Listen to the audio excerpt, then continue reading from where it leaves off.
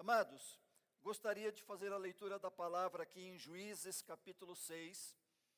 Eu quero ler do verso 1 ao verso 5, amém? Eu quero ministrar uma palavra nessa noite, amados, que venha falar conosco a respeito de nós desfazermos os laços que nos prendem.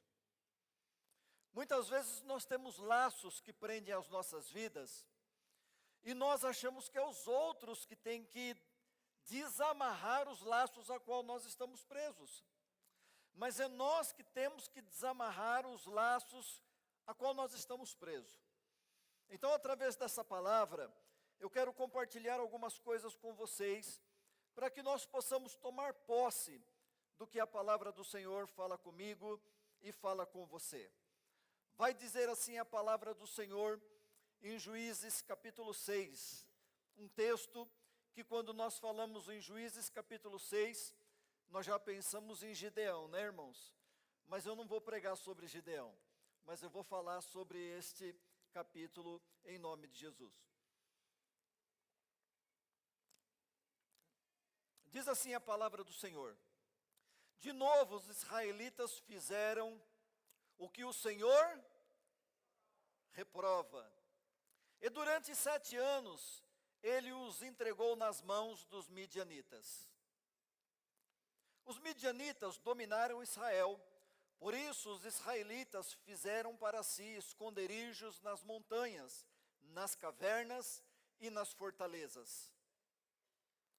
Sempre que os israelitas faziam as suas plantações, os midianitas, os amalequitas e outros povos da região, a leste deles, as invadiam. Acampavam na terra e destruíam as plantações ao longo de todo o caminho, até Gaza, e não deixavam nada vivo em Israel, nem ovelhas, nem gado, nem jumentos. Eles subiam, trazendo os seus animais e suas tendas, e vinham como enxames de gafanhoto. Era impossível contar os homens e os seus camelos. Invadiam a terra para devastá-la. Somente até aqui. Vamos orar. Senhor Pai amado, em nome de Jesus, nós oramos a Ti nesta noite, Senhor, pedindo a Tua graça, a Tua bênção, o Teu favor, a Tua misericórdia, Pai, sobre as nossas vidas. Deus, que esta palavra, Senhor, não seja somente, Senhor, uma ministração ou uma oratória da minha parte, mas sim, Pai, que seja a Tua palavra ministrada aos nossos corações, que esta palavra, Pai, verdadeiramente seja alimento, seja água, Senhor, para matar a nossa fome e a nossa sede espiritual. Senhor, eu te peço que nesta noite o Senhor envie os Teus anjos, arcanjos, querubins e serafins neste lugar, Pai, a fim de, Senhor, lutar as nossas guerras, nos ajudar nas nossas fraquezas. Pai, eu oro repreendendo toda a fúria do mal, todo o levante do inferno, em nome do Senhor Jesus, porque Teu é o reino, o poder e a glória para sempre. Senhor, que a Tua igreja continue vitoriosa e triunfante, como ela sempre foi, em nome de Jesus. Amém e amém. Amém, amados? Glória a Deus, louvado seja o nome do Senhor. Amados, esse texto que nós acabamos de ler, nós vemos aqui o povo de Israel sofrendo por vários anos, por causa de algo que eles fizeram e desagradaram ao Senhor. Tudo que eles plantavam, tudo que eles conquistavam, o inimigo vinha e destruía, porque eles haviam feito algo que desagradara ao Senhor. Se nós trazermos esta palavra para os dias de hoje, e nós meditarmos nela, a respeito das nossas ações, nós vamos poder entender por que nós passamos muitas coisas. Por que nós vivemos muitas coisas? Talvez você pode pensar assim, mas pastor, isso foi quando eu não era crente. Sim, é verdade. Eu creio que Jesus, a partir do momento que nós nos converte, Ele apaga todos os nossos pecados e transgressões. Mas eu nunca posso me esquecer que o meu inimigo, ele procura brechas para me atacar. Então, amados irmãos, assim como o povo de Israel na época de Gideão, muitas vezes tentamos proteger, amados, o pouco que temos, mas nos sentimos sozinhos, esquecidos, muitas vezes derrotados. Porém, Deus, Ele ainda continua, amados, levantando improváveis para romper com a opressão do inimigo. Amados, que nessa noite você seja um improvável, como foi Gideão, para destruir todas as opressões que o maligno tem trazido sobre a sua casa, sobre a sua vida, sobre a sua família, sobre os seus negócios. Aqui nesse texto nós vemos, irmãos, que ele visitou Gideão aqui no meio da caverna. Ou seja, Gideão se escondendo dentro de uma caverna. E lembrando, amados, que Gideão, ele era um homem qualquer, como qualquer outro homem do seu povo. Ele estava fazendo o que todos os homens do seu povo estavam fazendo, tentando proteger o pouco que tinha, escondidos em cavernas. Mas ele tentava proteger e guardar o pouco que ele tinha sozinho. E sozinho, amada igreja, nós não vamos chegar em lugar nenhum. Por isso que nós, quando nos reunimos, nos tornamos o corpo de Cristo. Nós não podemos ser pessoas independentes, aonde cada um quer defender o seu campo de lentilha, o seu pequeno pedaço de terra. Não, amados, nós precisamos entender que como igreja, que como corpo, se um padece, todos padecem. Se um passa prova, todos passam prova, porque nós somos o corpo do Senhor, irmãos. Então aqui nós vemos Deus visitando Gideão, escondido dentro de uma caverna, e chamando ele de poderoso guerreiro. Mas não tem muito sentido Gideão ser chamado de poderoso guerreiro, se escondendo dos seus inimigos. Poderoso guerreiro não se esconde dos seus inimigos. Poderoso guerreiro enfrenta os seus inimigos e vence as suas guerras. Palavra do Senhor nesta noite para a igreja é: saia da caverna e vença as suas guerras em nome do Senhor Jesus. Sabe por quê, amada igreja? Deus fala conosco nesta noite sobre isso. Porque se nós não sairmos da caverna, se nós ficarmos escondidos com medo de enfrentar o que está diante de nós, o inimigo sempre vai estar do lado de fora, esperando uma situação para vir contra nós. Mas nós, quando vamos de encontro com o inimigo, amados, quando nós saímos da limitação de uma caverna, amados, nós vemos o tanto de espaço que nós temos para conquistar em nome do Senhor Jesus. Então, irmãos, nós precisamos romper com os altares, amados, e liderar uma nova história de libertação e de fé na minha vida e na sua vida. Amados, foi para isso que Cristo se manifestou, para desfazer as obras do diabo. Se Cristo veio a essa terra para desfazer as obras do diabo, o diabo não tem mais poder sobre a minha vida, nem sobre a tua vida, em nome do Senhor Jesus.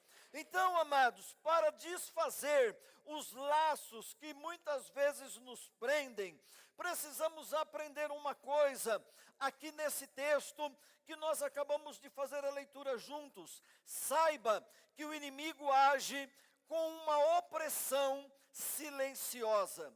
O inimigo, irmãos, ele não vem fazendo escarcéu. O inimigo, ele não vem fazendo barulho. O inimigo, ele vem com uma opressão silenciosa sobre as nossas vidas.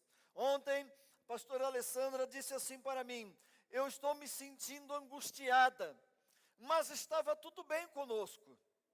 Estava tudo bem em casa. Estava tudo bem com a família. Estava tudo bem com a igreja. Mas de onde vinha essa angústia? De onde vinha essa provável opressão? Do inimigo, trabalhando em silêncio, para levar nós a pecarmos contra Deus através da murmuração. Porque, como o apóstolo Paulo diz, a murmuração é alimento para os demônios. Então, amados, este povo estava sendo derrotado e oprimido, porque fizera algo que desagradara ao Senhor. Mas Deus tinha solução. Assim como Ele tem solução para você aqui nessa noite, em nome do Senhor Jesus. Então, amados, nós precisamos entender isso, que o inimigo, ele tenta nos oprimir. Eles subiram trazendo os seus animais, suas tendas, e vinham como enxame de gafanhotos. Era impossível contar os homens e os seus camelos. Invadiam a terra para a devastá-la. Irmãos, nessa noite, em nome do Senhor Jesus Cristo, eu quero declarar que o inimigo não tem poder para invadir a nossa terra e muito menos devastá-la em nome do Senhor Jesus Cristo. Porque se o inimigo vier, irmãos, para afrontar a gente, nós vamos declarar o que a palavra diz: por um caminho virá contra nós, mas fugirá por 7 caminhos de diante de nós. Maior é o Senhor que está conosco do que aquele que está no mundo. Então a opressão, irmãos, não começa com ataques diretos. Amados, ela entra pela negligência espiritual. A opressão, a depressão, ela entra pela negligência espiritual. Israel, amados, desobedeceu e mais uma vez colheu as consequências. E isso, amados irmãos, criou um ciclo de frustração na nação de Israel, pois eles semeavam com esforços, mas perdiam tudo diante dos seus inimigos. Eu acho que já chegou a hora de nós darmos um basta e nós começarmos a reter o que nós temos plantado, igreja. Porque a igreja tem plantado muito, mas ela tem colhido muito pouco. E nós precisamos reverter esse quadro. Porque a bênção do Senhor é para nós, não é para o ímpio. Então, amados, eles perdiam tudo.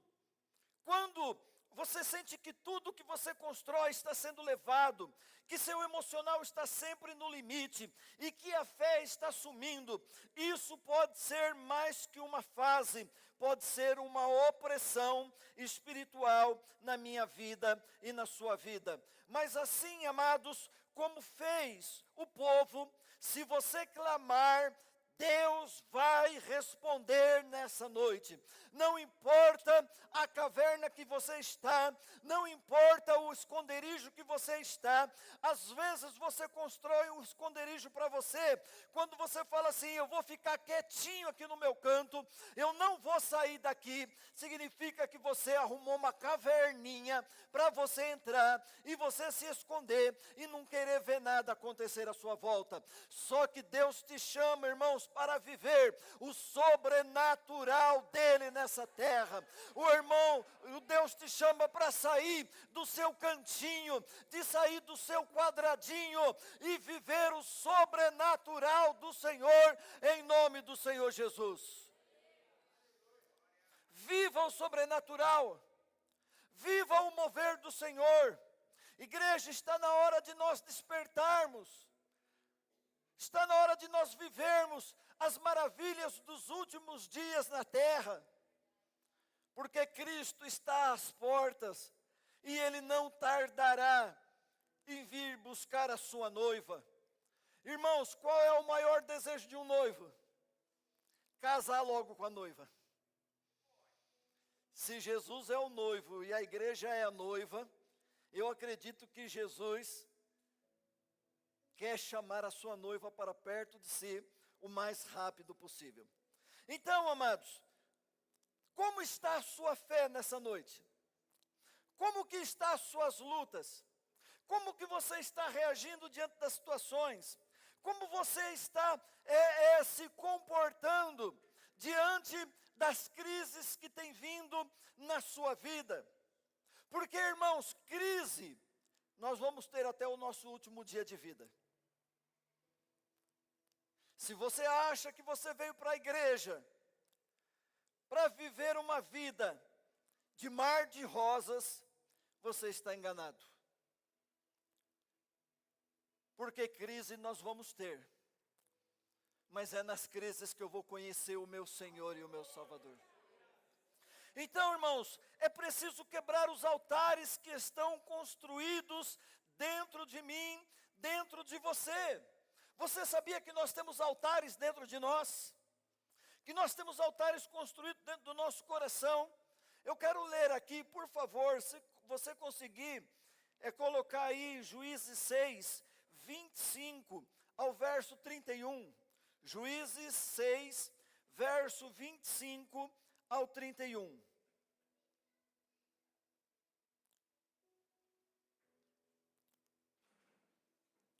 Diz assim: naquela mesma noite, o Senhor lhe disse: separe o segundo novilho do rebanho de seu pai, aquele de 7 anos de idade. Despedace. Ih, irmão, estou ficando ruim de vista, hein? Estou que nem o Francisco. Tem que ler aqui, ó. Naquela mesma noite o Senhor lhe disse: separe o segundo novilho do rebanho de seu pai, aquele de 7 anos de idade. Despedace o altar de Baal, que pertence a seu pai, e corte o poste sagrado de Acera, que está do lado do altar. Depois faça um altar para o Senhor, o seu Deus, no topo desta elevação. Ofereça o segundo novilho em holocausto, como a madeira do poste sagrado que você irá cortar. Assim Gedeão chamou 10 dos seus servos e fez como o Senhor lhe ordenara, mas com medo da sua família e dos homens da cidade, fez tudo de noite e não durante o dia. Põe o verso 28. De manhã, quando os homens da cidade se levantaram, lá estavam demolido o altar de Baal, com o altar, com o poste sagrado ao seu lado, cortado, e com o segundo novilho sacrificado no altar recém-construído. Perguntaram uns aos outros: quem fez isso? Depois de investigar, concluíram: foi Gideão, filho de Joás. Os homens da cidade disseram a Joás: traga seu filho para fora, ele deve morrer, pois derrubou o altar de Baal e quebrou o poste sagrado que ficava ao seu lado. Joás, porém, respondeu à multidão hostil que o cercava: vocês vão defender a causa de Baal? Estão tentando salvá-lo? Quem lutar por ele será morto pela manhã. Se Baal fosse realmente um Deus, poderia defender-se quando derrubaram o seu altar. Igreja, olha aqui para mim, por favor. Israel estava sendo devastado por causa da desobediência ao Senhor. Deus levanta um homem do meio do povo, que estava escondido numa caverna, para destruir esses altares e trazer luz na mente dos seus conterrâneos. Ele vai de madrugada com medo, destrói os altares de Baal e os postes ídolos que estavam construídos na sua terra. Quando amanhece, o povo se revolta. Porque Gideão havia destruído os altares. Muitas vezes, nós ainda estamos presos em coisas do passado. E quando alguém tenta mexer nessas coisas do passado, a gente se revolta, a gente não aceita. E olha só, amados, Deus estava trabalhando no povo para libertar o povo de uma escravidão. Mas o povo preferiu ficar preso nos seus pecados passados, do que viver uma libertação, do que viver um milagre de Deus. Deus nessa noite, irmãos, quer que nós vivamos o milagre dele para nós. Mas é necessário, irmãos, que esses postes ídolos, que esses altares muitas vezes construídos dentro do nosso coração, desde a nossa formação quando criança, para que o Senhor encontre um local adequado no meu coração e no seu coração, para manifestar a obra dele na minha vida e na sua vida. Não há vitória verdadeira, irmão, sem purificação interna. Não há, irmãos, não há como nós vencermos se nós não tivermos uma purificação interna. O diabo, ele é astuto, o diabo, ele é legalista, o diabo, irmãos, ele não perde oportunidade de atacar a minha vida, de atacar a sua vida. O altar de Baal estava dentro da casa de Gideão, era um ídolo que representava medo, controle, insegurança, e Deus disse: derrube esta ordem, derrube esta coisa maligna. Ei, irmãos, às vezes nós mantemos e sustentamos coisas dentro da nossa casa que estão nos aprisionando.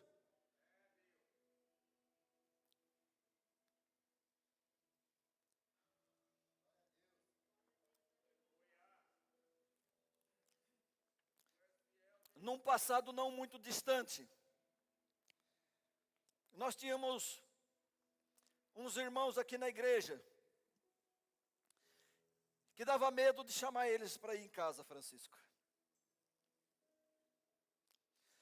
Porque se eles fossem em casa, com certeza eles sairiam levando 2, 3 sacos de lixos de coisas que estariam nas nossas estantes e nas nossas prateleiras.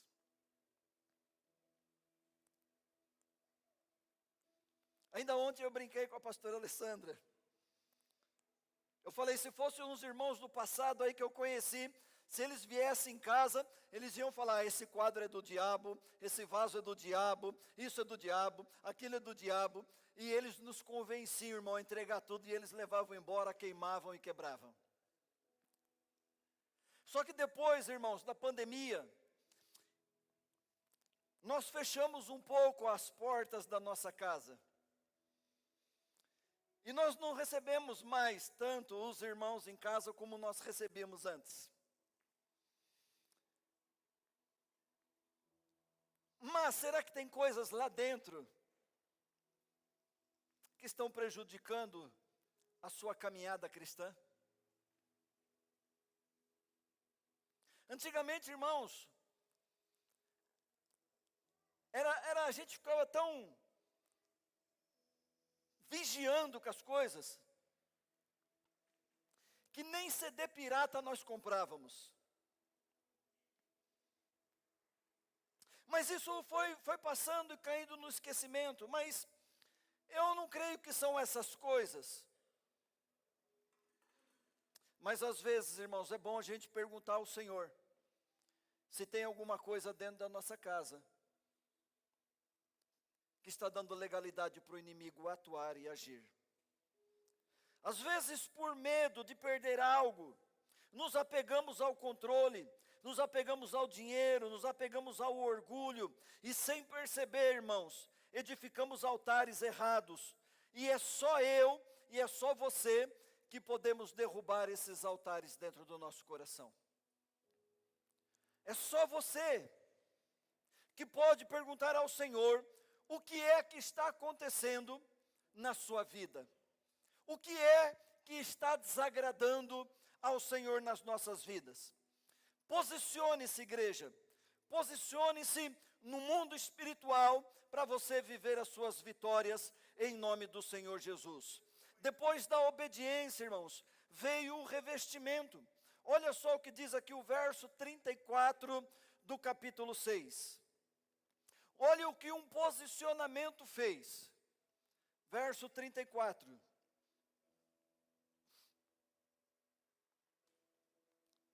Então o Espírito do Senhor apoderou-se de Gideão, e ele, com toque de trombeta, convocou os abiesritas para segui-lo.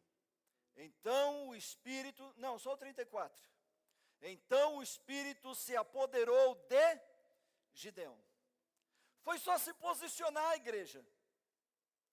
Foi só se posicionar que o negócio aconteceu. Depois da obediência veio o revestimento. O Espírito do Senhor se apossou de Gideão e ele tocou a trombeta. Isso significa, irmãos, que quando você se posiciona, o céu se movimenta. Quando eu me posiciono, o céu se movimenta. Quando você se posiciona, o céu se movimenta. Enquanto nós não nos posicionamos, o céu não se movimenta. O céu vai se mover através do seu posicionamento. É nós que temos que nos posicionar, irmãos. Um exército minúsculo, mas obediente, venceu com adoração. A Bíblia diz que Gideão, ele pega trombetas, cântaros e tochas. Amados, eles venceram, não com armas humanas, mas com armas espirituais. Quando esses homens se alinharam à estratégia divina, irmãos, o inimigo entrou em confusão. O poder da unidade, o poder da santidade, o poder da obediência é mais forte do que qualquer arma carnal, irmãos. Por isso a igreja tem que se unir mais ainda.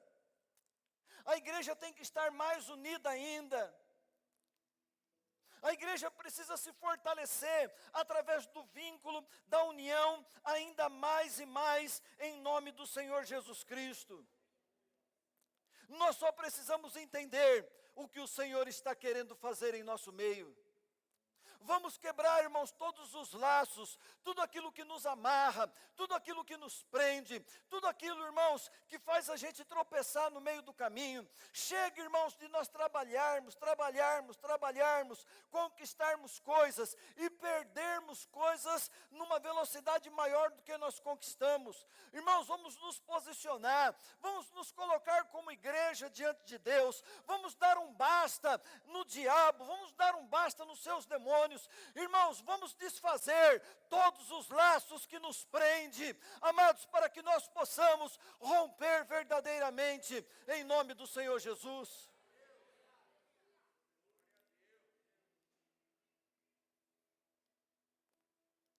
O inimigo anda furioso com o povo de Deus por esses dias. O inimigo quer nos derrotar, irmãos, de qualquer maneira. Mas nós não vamos abrir brechas. Nós vamos permanecer firmes no caminho do Senhor. Diga assim: eu vou permanecer firme no caminho do Senhor. Como diz o Salmo 91, né, irmãos? Se 1000 cair à minha direita, 10.000 à minha esquerda, irmãos, nós não vamos tropeçar com os nossos pés em pedra alguma, porque o Senhor está conosco. Ele dará ordem aos seus anjos. Irmãos, quando nós nos posicionamos, o Senhor dá ordem aos seus anjos a meu respeito, a teu respeito, em nome de Jesus.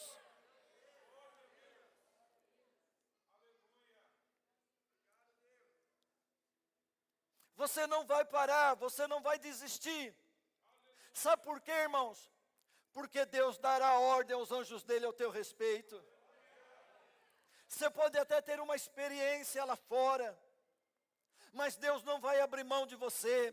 Jesus não abre mão de ninguém. Você é amado do Senhor, você é amada do Senhor. O Senhor nos comprou por um alto preço. O Senhor nos comprou com o seu sangue vertido lá na cruz. Oh, irmão, não vai ser por qualquer coisinha que Jesus vai abrir mão de mim, vai abrir mão de você.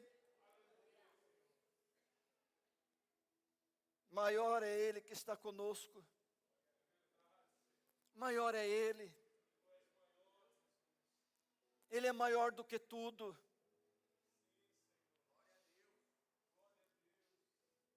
Nós cantamos aqui, ainda que a figueira não floresça, ainda que não haja animais nos campos, ainda que não haja mais nada, nós confiaremos no Senhor, nosso Deus. Estamos vivendo dias, irmãos, de escassez espiritual. O mundo está em confusão. Os governos estão perdidos. Uma nova ordem silenciosamente vem se estabelecendo ao redor do mundo. João Batista gritava: eu vim preparar o caminho.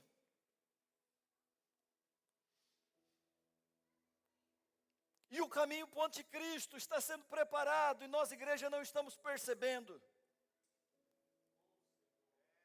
Um governo dominando todos os governos do mundo na área financeira. Será que isso não nos chama a atenção, irmãos, para algo que está vindo aí?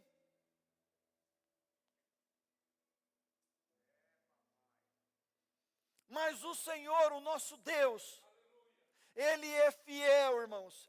Fiel é aquele que nos chamou, fiel é aquele que nos fez a promessa. Oh, irmãos, nós temos uma promessa na nossa vida. Jesus disse que iria preparar lugar para nós, e quando Ele tivesse terminado de preparar o lugar, Ele viria pessoalmente nos buscar. Ei, meu irmão, nós temos uma promessa de estar junto com o Mestre. Nós temos uma promessa, irmãos, para conviver com o Mestre e desfrutar de toda a sua glória.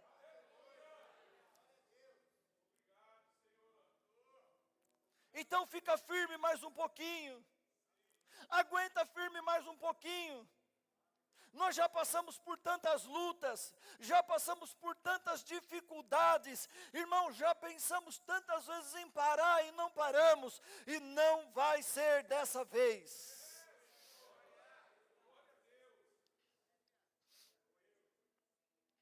Aí eu olho para vocês, sabe o que eu vejo? Eu vejo um povo guerreiro. Passa luta, mas está aí. Passa prova, mas está aí. Faça sol, faça chuva, nós estamos adorando o nosso Senhor.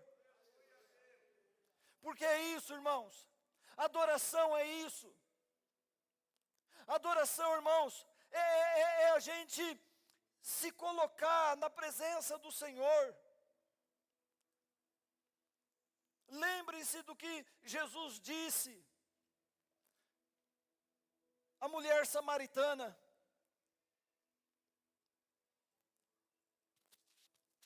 Não é em Samaria, nem em Jerusalém, o lugar da adoração. Porque o Pai procura os verdadeiros adoradores, que o adoram em espírito e em verdade. Tem adorador verdadeiro aqui dentro? O Senhor está procurando a mim, o Senhor está procurando você, irmãos. Que quando o inimigo vier, a gente vai louvar Ele. Se encontrarmos altares do inimigo, nós vamos derrubar o altar e vamos adorar Ele. Adorar, adorar, adorar, adorar. Adorar ao Senhor não é cantar músicas bonitas. Adorar ao Senhor, irmãos, é uma expressão de vida.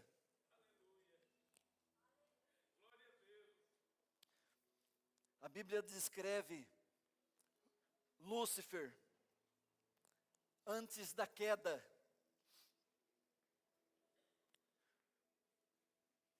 Como um dos anjos mais lindos e perfeitos.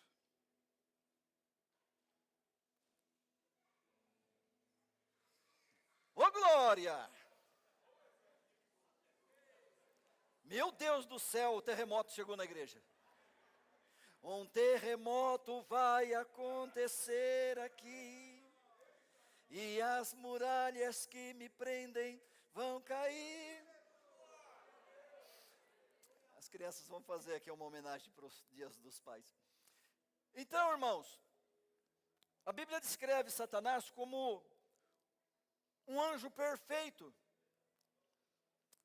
E a Bíblia descreve ele, irmãos, com várias metáforas. E diz que conforme ele andava, ele emitia sons. E aqueles sons eram sons de adoração ao Senhor. Então, irmãos, nós precisamos entender que adorar o Senhor não é vir numa igreja, levantar as mãos e cantar hinos. Cada movimento que você dá é uma nota musical de adoração ao Senhor. Cada piscar de olhos que você dá é adoração ao Senhor. Cada respirada que você dá é adoração ao Senhor. É por isso que a palavra de Deus, irmãos, diz que tudo é para a honra e para a glória do nome do Senhor Jesus Cristo. Então, desfaça tudo aquilo que te prende em nome do Senhor Jesus. Amém, igreja?